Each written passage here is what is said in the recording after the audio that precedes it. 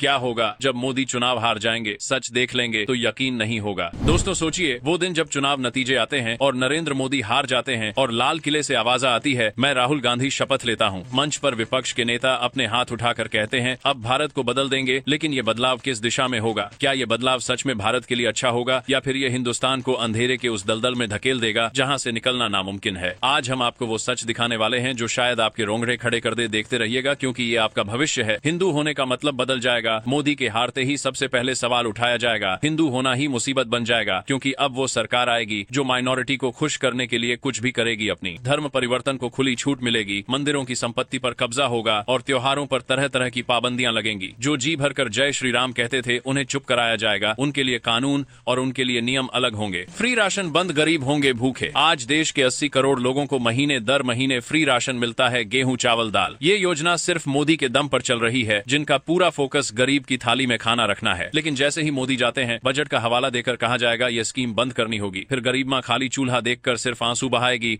और बच्चे भूखे सो जाएंगे। मुफ्त इलाज और पढ़ाई खत्म। आयुष्मान भारत योजना और राष्ट्रीय शिक्षा मिशन जैसी योजनाओं पर सीधा असर होगा। आज करोड़ों लोग बिना 1 रुपया खर्च किए अस्पताल में इलाज करवा रहे हैं। दिल का ऑपरेशन, कैंसर का इलाज, तकलीफ कैसी भी हो, मोदी का वादा है गरीब को मुफ्त इलाज। और बच्चों के लिए सरकारी स्कूल, स्कॉलरशिप, डिजिटल शिक्षा, ये सब मोदी के प्लान में है। नए हुक्मरान आएंगे तो पहले यही कहेंगे, ये योजनाएं हमें बोझ लगती हैं। गरीब आदमी फिर से अस्पताल के गेट पर डॉक्टर की फीस पूछकर लौट जाएगा। पाकिस्तान से डर। मोदी का सबसे बड़ा वादा किया था, सीमा पर सुरक्षा, दुश्मन को जवाब। सर्जिकल स्ट्राइक, एयर स्ट्राइक और ऑपरेशन सिंदूर। पाकिस्तान को साफ संदेश मिला कि भारत अब चुप नहीं बैठेगा। लेकिन जब मोदी नहीं होंगे, सीमा पर वही पुराना डर लौट आएगा। दुश्मन गोली चलाएगा और हमारी तरफ से सिर्फ कड़ी निंदा होगी। पाकिस्तान और चीन दोनों अपनी चाल तेज करेंगे और भारत का मनोबल गिर जाएगा। आतंकवाद और घुसपैठ बढ़ेगी। मोदी की सरकार के समय घुसपैठ पर कड़ा पहरा था, लेकिन जैसे ही सख्त नेता जाता है, सीमा पार से आने वाले घुसपैठिए यहाँ बसने लगेंगे। हमारी जमीन पर, हमारी नौकरी पर, हमारे संसाधनों पर कब्जा करेंगे। कश्मीर फिर से अशांति का केंद्र बनेगा